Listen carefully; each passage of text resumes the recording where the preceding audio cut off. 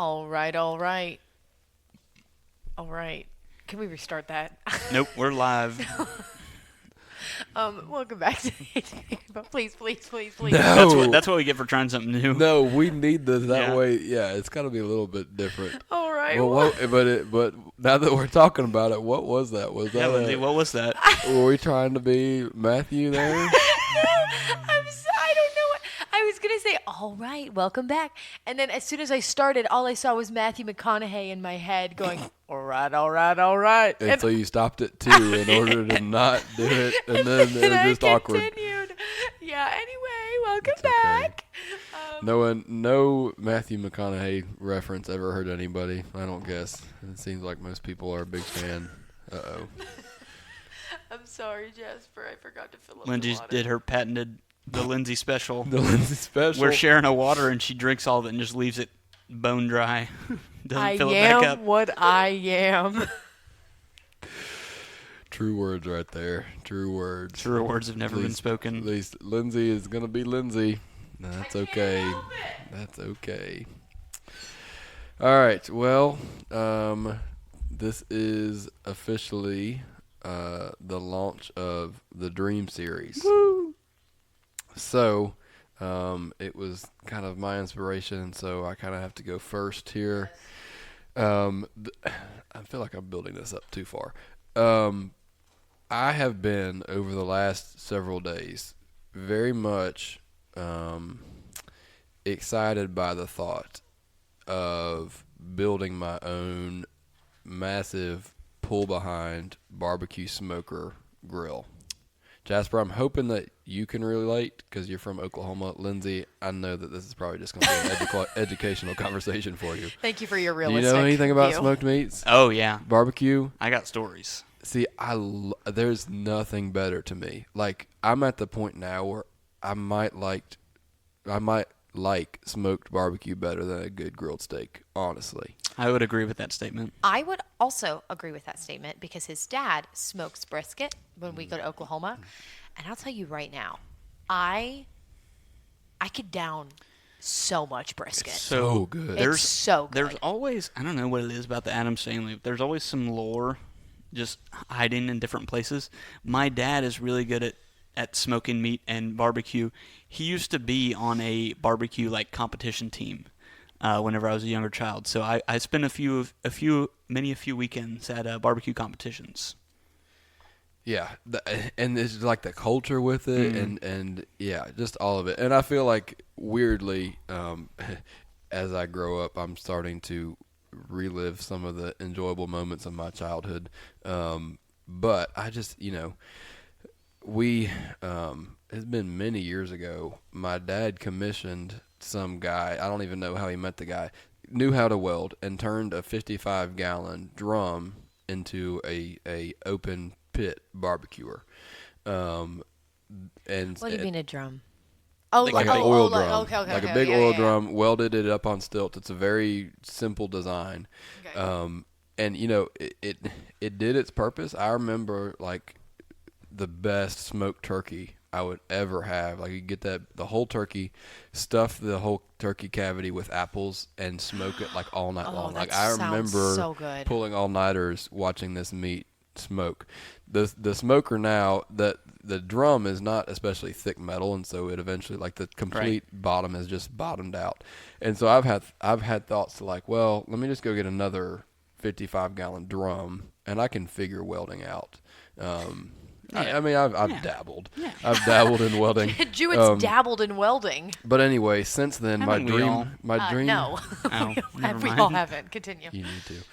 My dream has grown to so much more, because like it's just, to me, seems like so much fun, really. And Oh, it is. And So I, would you? Oh, go ahead. no, you go ahead. So would you use this as a means to like entertain people and to like bring like for like house parties with like a bunch of like, or is it more like, oh no, I'm going to eat the meat that I smoke?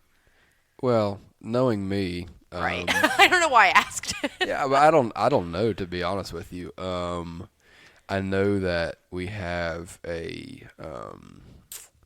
cast iron stove that we had in our basement for a while. Like an old one? Yeah. Nice. That really wasn't working for the purpose of heating the house, but also we have not sold, and so I don't know. I don't know how all these pieces are going to assemble. I've watched. I've been watching YouTube series of people building their own smokers, and this one guy I was watching today took a 500-gallon propane tank, like massive, and welded that. And I think that the what I've come to learn is the way to do this is actually, it's called an offset smoker. So like where your fire is in a separate compartment. Because the smoker we always used, I remember having to like squirt down the flames to make sure it was only smoke. Wait, it's okay. I'm just now realizing it's smoke that cooks it, Yes. not Well, there's heat as well, but it's a Heat. low heat. And it's slow. The smoke like flavors like a slow cooked, like a pot roast. kind of. So it's here's probably the technical terminology is it's cooked by convection, Okay. convective Yeah. heat rather than Straight heat. yeah. Okay, I follow. Yeah. But anyway, it seems like the best way to do it is an offset situation. And so I'm hoping maybe I can use that stove and somehow, weld it into a larger compartment. But I also want it to be on a trailer that I can pull it around. And I really don't have time to do any of this stuff. But should that time appear, regardless, Jasper and I will be showing up to eat it. I could get you hooked up with a guy. Who? Jasper got a smoker. I got a bag. guy. He's got an Oklahoma In man. Oklahoma? I Do I have to an drive to Oklahoma guy. Oklahoma? He might. I don't would know. trust. I would so, trust an Oklahoma man for this. I'll say this: my dad's barbecue is my favorite. I have to say that. Love you, Dad. Second to that, very close, my best friend. Shout out Kiefer. I don't know if you're listening to these, but shout out you if you Now are. you have a reason, Kiefer. Yeah, now you got a reason. Kiefer's dad, Jeff. My dad just had like a normal smoker, but one that is a compartmental smoker. But Kiefer's dad, Jeff, he had a pull behind smoker on a trailer, and he was always cooking something. That was, he was always very good, and he had a pull behind smoker, and he'd always smoked such good stuff. But we can come eat it. But we can come eat Absolutely. it. But Yeah. if you got questions, I think he built his, but he may have bought it. But Send a text to Jeff. Hey, Jeff. Yeah, I mean, yeah. Any advice is certainly welcome. And at the risk of sounding a little strange here, my mom actually made the comment last night that I'm more of a Renaissance man than maybe I would like to consider myself. 100% agree. The process of building and the entire process of smoking barbecue meat in that way to me is so romantic. oh yeah. Lindsay's rolling her eyes. I'm not rolling my eyes. I'm confused. So it's such a process, and I just love the idea of that process to where I'm having to, if I was to build it, first of all, build it, but then the actual grill itself has to be seasoned. It has to be cleaned a certain Like way. cast iron? Similarly, okay. the wood has to be split and seasoned and all that, and it's just everything's got to be So it's just an art. right. It is. I think it is. It and is. I Yeah, think I that would just consider it an art. Really is exciting to me. Anyway, I love that dream. That is such a good dream. Dream Series episode 1, I'm somewhat mostly excited reasonable. about it. Don't know when it will I happen. actually think that's pretty reasonable for the next. I think that if in the next year you wanted to do that, I think that would be a possibility. I'm really hoping it's a possibility because what would you cook like deer or like? Probably a whole hog, to be honest oh with yeah, you. I love that idea. Yeah, big enough to be whole hog. But I don't know That a whole scares lot me. about smoking venison. I'm sure it's. I don't know if that's a super decent. popular pick. Well, Yeah, I don't for think it smoking. is. All I remember is just the time that I went. You invited us to watch a movie at I think your grandparents' farm, the and barn I or went the farm? downstairs to. We were leaving, and there was this meat laid out on the kitchen, and you saw it was. I think it was backstrap. Is that what? Yeah. And Jenna was Oh, like, yeah. or one of the siblings was like, just go grab some backstrap. And I went down and I was like, what is this? And I tried it and I was like, why is this the best thing I've ever eaten in my entire life? Yeah, but I think Jasper's right. Like venison is very. There's not a lot of fat in it. I think typically barbecue meat kind of thrives on fattier pieces. But yeah. Anyway, Dream episode 1. Jewett, grill, dream. Jewett Jamboree. I love it. I think that's such a fun dream. Yeah, well, we'll see. I love how passionate. I love how you explained it so well for me, who knows nothing, and I felt it was very easy to understand. That was great. All right. Let's get into it. Jude chapter 12. Jude verse 12. Whoops. All right. And 13. Yes, chapter. Second there we half go. of verse 12. Oh my goodness. Hold on, I'm yawning. We are recording this quite late at night, so that is the reason that you're going to hear probably a few yawns coming my way. All right. Verse 12 and 13. We talked about this last episode. We're going to get back into it this episode. When these people eat with you in your fellowship meals, commemorating the Lord's love, they are like dangerous reefs that can shipwreck you. They are like shameless shepherds who care only for themselves. They are like clouds blowing over a land without giving any rain. They are like trees in autumn that are doubly dead, for they bear no fruit and have been pulled up by the roots. They are like wild waves of the sea, churning up the foam in their shameful deeds. They are like the wandering stars doomed forever to blackest darkness.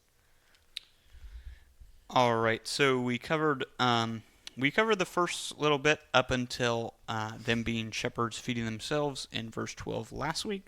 So if you haven't listened to that, go listen to that first, and then we're going to cover the rest of these today. So Jude is a leader in the church in Israel, I believe, or in Jerusalem. Gosh, I'm forgetting right at this moment. But anyways, in that area of the world at this time, for most people, what's the main source of income? Or some primary jobs? I'll be honest, I don't have much of an idea. Can you repeat the question? I was reading the footnotes of my Bible. Yeah. Primary sources of income at this time in the world whenever Jude is writing this. Mostly manual labor. Yeah, what kinds though? You had stone carpentry. You had leather working. You had field working. You had... Field working is what? Like you had farmers, Mm-hmm. people who owned the... So you had farmers, you had people who owned the land, you had people who worked the land, and then you had people who processed what was worked on the land. Okay. So with this idea of farmers, what's the good thing about seeing clouds coming? Rain. But I think it's a good thing because whenever I see rain, I think to myself, what a beautiful aesthetic to be reading a book. So not just farmers, All me right, too. there's Lindsay's application of this verse. But for farmers, you get excited when you see clouds because you have rain coming, and that's going to help your crops grow. And what's a real big disappointment, you think, for farmers whenever they see a cloud come and it passes by and not a single drop comes out? Well, I guess that is disappointing. That is disappointing. That is disappointing. Yep. I worded that wrong. Yep. But they are looking to this cloud to bring growth and to bring something good for their crop to help them grow, but they do not deliver. So these clouds come and they have this promising look like, oh man, we're going to get rain and our crop's going to grow and it's going to be great. But they come and they provide nothing. All right? What also is pushing these clouds along? Wind. Wind is pushing these clouds along. All right? So if something's being pushed along by the wind, how much substance does it have? Depends how strong the wind is. Let's go with medium strength wind, I That's guess. a good point. That is a good point. Because Medium do to we low remember talking strength about wind. how my dad during a hurricane was pushed across the street by wind? Medium to low strength wind, Okay. not hurricane wind. But in my very brief experience as a science teacher, an earth science teacher, clouds would not really even be there without wind. And so I think what you're getting at is from the get-go, clouds are driven. They do not drive themselves. Yeah. So these waterless. Go ahead. Sorry. Go ahead. I just realized it's from the get-go, not from the gecko. Do you think it's a Geico reference? Yes, I was. I always thought we were talking about lizards. No From sponsors. from the Geico. No, from the gecko is what I I know thought. the Geico gecko. You got to be kidding me. No, right I'm not now. kidding you. You You got thought to be kidding You thought me. it was from the gecko rather than from the Straight from the get-go. gecko's lips. Yes, Oh my god. gecko, like a lizard. Yes. Okay, sorry. Continue. Anyways, these waterless clouds, again, this is not just a cloud, but is describing a certain person who's creeping into the church, who is in the church with false teaching. They're coming with what looks to be something promising, that they're going to be bringing growth to the church, and then they get there and they come and then nothing delivers, and they don't deliver anything. So, and they're being swept along by the wind because, number one, they have no substance. Number two, their teaching is not being informed by anything of substance, being God's word. It's just being informed by the ebbs and flows of the world and of their desires. So those are my thoughts on waterless clouds. Any other considerations on that? Well, I mean, I guess that on some level, when farmers see that,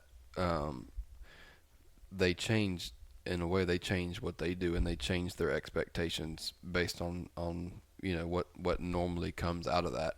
And so more than just the disappointment of not receiving rain in the moment, it's like there's a lot of time where that trust can be built up that something's going to happen, and then Right. it just doesn't. Also expectation too.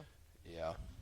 So this might be hurtful in the fact that it's, number one, not providing anything for God's people, but might also make it harder for them to trust other people that are coming into the church. Yeah, and I think that is actually something in the secular context is so damaging to personal development, is when you have a certain expectation of someone and you build up a certain relationship where you have faith in the way they interact with you, and then all of a sudden it's just taken away, and it's revealed that what you thought was there is not there, and that is an occurrence that damages somebody for a long time, and they usually have to work through.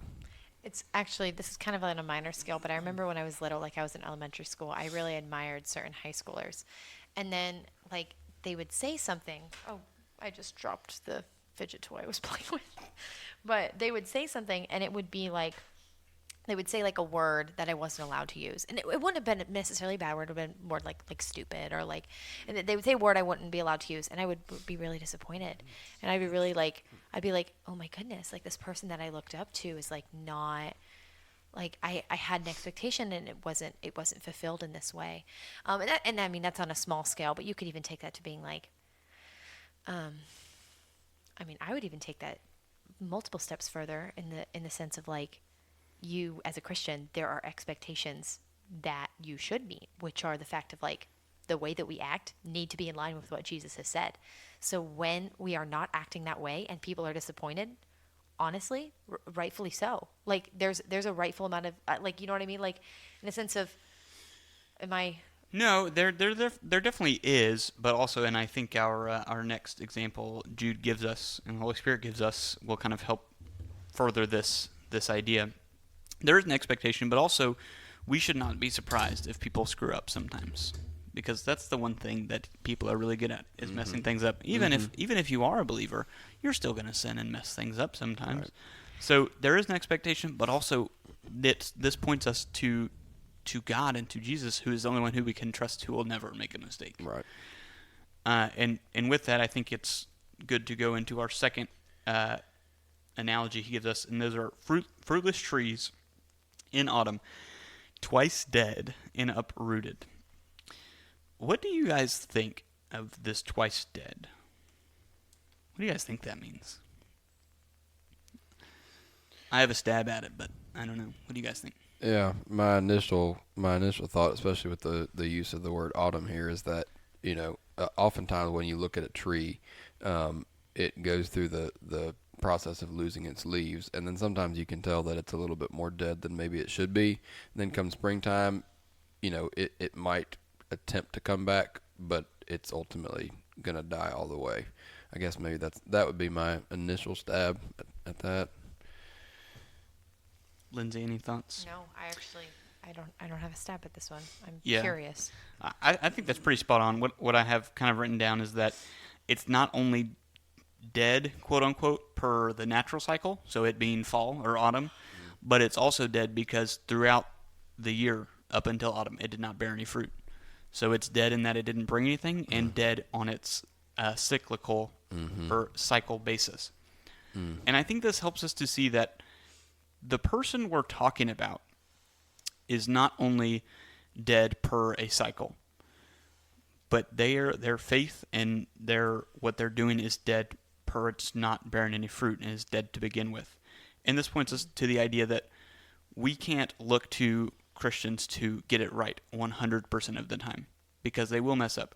And there are certain times that even if we're a fruitful tree, there are autumns and winters in our life where we're not necessarily bearing fruit or bearing as much fruit, but seasons that are hard and may seem kind of dead or down, but it doesn't mean that our faith is gone and that God is unfaithful, but it just means not all seasons are going to be equally fruitful in our ministry or our growth or what we're trying to tell people. I think that's really wise. I think I did not explain the point I was trying to make earlier well, but I really don't have a good way to explain it. I think so, you did good. Well, but I can't quite get it out of my head this evening, but that's okay. And I think there should be an expectation that we are not always making the same exact mistakes we were making before we were trusting in Jesus. I think I can explain over and over again. There should be a distinction between Christians and non-Christians. Yes. I think that's what I was trying to get at. In terms of what? Actions. Okay, I got you. Yeah, I would agree, for sure. And I think that last word in verse 12 there too helps to give us a sense of this. Whereas, the sort of people that are being described here are not rooted in anything. Yeah. And as Christians, we would describe ourselves as firmly rooted in the truth of God's word. Jude, this is a question that I'm just now considering. Is uprooted like it's been taken out of the ground, or that's happened naturally? Well, I mean, if a tree dies, generally it will begin to shrivel up from the roots, and the roots is the only thing holding it up. So once those roots start to shrivel and pull back in, eventually you don't have enough to hold it in suspension in the ground, and so I would think, I think that can be taken either way, probably, whether that's a natural thing or whether that's someone coming along and uprooting a tree. However, to think of the context when this was written, the only picture in my mind that I have of a tree being uprooted involves some massive machine that runs on gasoline. So I don't know. I don't know what the process of uprooting looked like in this day. It's a good thought. Anyway. I kind of think of it more on not the unnatural terms, but the terms of someone uprooting it to get rid of it because it's not producing, like in the sense of maybe someone who is a farmer or has a vineyard. Yeah. All right. And they're getting rid of it because it's something that's dead that's taking the place of something that can have life and can bear fruit.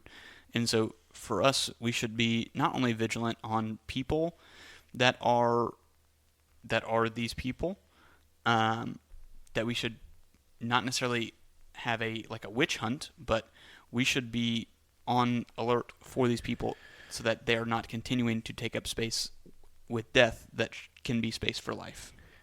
And I think to take that one step further, and I don't want to beat a dead horse, but you talked about noticing this sort of thing. A tree that's dead beginning at the roots can still stand, and there's still some scaffolding there, and there's still some, I guess you could say there's still some use to it, I guess. But if it's spring and summertime and every other tree has fruit on it and then one tree doesn't, that's a distinction that can be made. It shows. Yeah. All right, our next one is our wild waves of the sea casting up the foam of their own shame. Lindsay and I had I think a very applicable experience here of maybe not necessarily exactly what this is doing, but Lindsay and I recently were in Mexico, and we went on a deep-sea fishing trip, and there's two examples I'm going to use for this from that deep-sea fishing trip. The first one, Lindsay, what did we do whenever we got back to shore with the fish that we had caught? We took it half a mile to a restaurant. Where did we walk to? Where did we walk on to get to the restaurant? I don't even know how to describe it. the remnants of what I assume Jack Sparrow landed on in Pirates of the Caribbean. It wasn't even a walkway. What a was it? shoreline. It was a horrible shoreline. It was filled with seaweed, but I got to see like 50 conkle shells. Conch shells? Conch shell. What Conch shells. No, conch shells. Anyways, but we walked along the shore with these waves coming up, and it just was seaweed. And I don't know if there is anyone in the world that thinks this is pleasant. That's crazy to me. But waves continuing to crash onto your feet that are just gosh. spewing up seaweed It was about the the most- grossest feeling yeah. ever. It was one of the most unpleasant feelings I've ever felt in my life. And a lot of times I think whenever we think of waves, we have this peaceful idea of just waves crashing and it's super serene. That was not peaceful, and that was really quite disgusting. And then also on the fishing trip, we went out into the ocean and were fishing, and you know what there was in the middle of the ocean?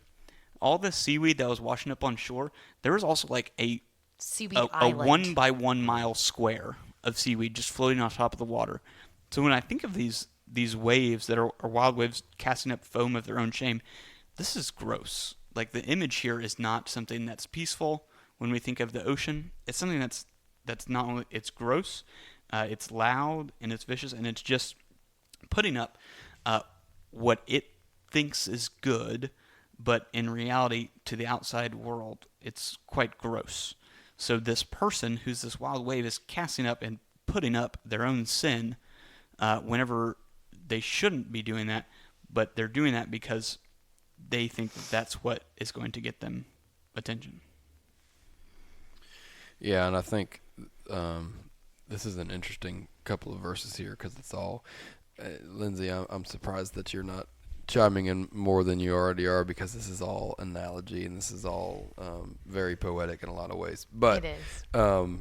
you know, thinking about waves, the other thing that's true about waves is that they build on their own momentum. Mm-hmm. And so once a wave begins, you know, generally a wave does not, the description here is a wild wave. So I think a massive wave, something that's out of control and has a lot of energy behind it, that doesn't just spawn out of nowhere. That's a slow building up until now it's a massive amount of energy. Waves don't stop either.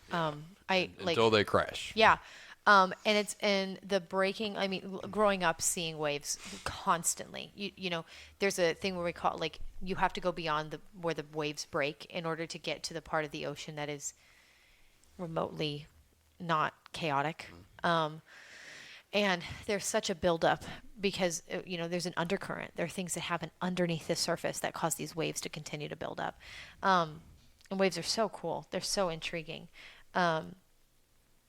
Yeah, but they can be so scary. Like in hurricanes, I've experienced a numerous amount of hurricanes, and in hurricanes they'll always show like videos of the ocean. They'll always show like what the Atlantic looks like during the hurricane that we're, you know, like having currently, and the waves are just terrifying. Like there's nothing that would make me want to go near that wave. They are utterly terrifying in every sense of the word. And so when I hear wild waves, what I see is Steve Weigel, who you don't know, but he's a meteorologist in West Palm, and he is standing there like showing us these huge waves in this like gray sky and these like crashing sea foamed waves that are just out of control by this storm, that are completely uncontrollable. Like there is nothing we can do to stop those waves. Yeah. All right, on to our last analogy where Jude really sets up quite a stark contrast to really the two realities of this world for us. And he says that the wandering stars, explaining or characterizing these people, wandering stars, for whom the gloom of utter darkness has been reserved forever. What does the Bible say about the stars? I actually have this. Psalm 121 describes the stars on the top of my head. I mean, there are other places, but the one I just used recently, that he is the one that has made the stars and they reflect his glory. Hold on, I'm getting it right now. I have a specific verse that I don't know the reference to, but I know what it says. I'm working on it.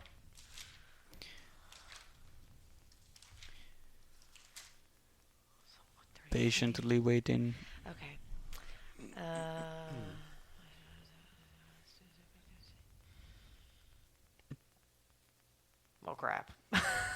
Well, But anyways, he made the heavens and the earth. yeah, he made the heavens, and I don't know the reference, but it says in the Old Testament that he has placed the stars where they are. He ordained them. Yeah, every star that is placed is in its exact place because God put it there. So we have these stars that are wandering, and if God has placed these stars exactly where they're supposed to be, and they're stars that are wandering, what are they doing? They're not where they were placed. Yeah, they are abandoning the purpose that God has given them. In the same way, these people, they have been given a role in the church, and they are abandoning it for whatever reason. Their own pride, because they didn't believe, for gain, for a lot of different reasons. But Jude here sets up the two really realities for people, is that you are either in favor in God's plans or the gloom of the other darkness. You are either trusting in Christ with your life or you are in the utter darkness. You are either setting your own roles in your own plans and places, or you are trusting in the Lord's plans and rules for you. And this is not the exact same. In the same way, every single star, which I don't even know how many, but I think it's like an infinite amount. I don't know. But every single star has a distinct location and is specially placed and ordained by God. In the same way, every single person in God's plan for redemption in his church has a specific role, and it is unique for every individual. And whenever we leave that to either try to take someone else's that we think is maybe better than ours, or we try to just invent one on our own, we're abandoning the purpose that God has given us.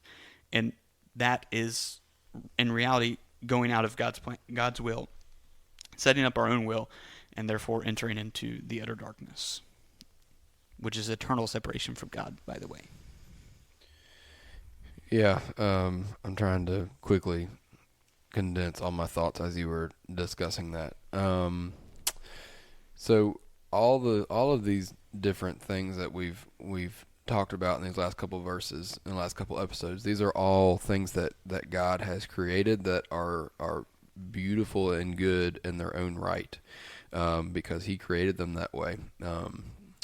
But separate from the purpose that he intends them, when these things become chaotic and follow, things around them, or even determine their own way in which they're going to go, they lose their beauty, and they become chaotic. And so as we are walking through this book, the type of people that we're talking about, I don't want the sense to come across that any person that God created is somehow inferior to us who are now redeemed in him and in his family. Right. There's no inferiority there. They are, all human beings, everything that God has created, he created beautifully and well, and he was pleased with the way that he created it. But the beauty is not there, separate from the purpose that God intended us to have. Well said. And I'm very much looking forward to whenever we get there, the end of this book, where we can turn the focus a little bit more towards the Christian responsibility. I think we've touched on it here and there, but no matter how talented you are, regardless of any of those things, separate from following God's purpose for you, there's no beauty there. Very well said. Yeah. Just told me to wave bye. Thank you guys for listening. And I think that was a wonderful, wonderful ending. We will see you next week.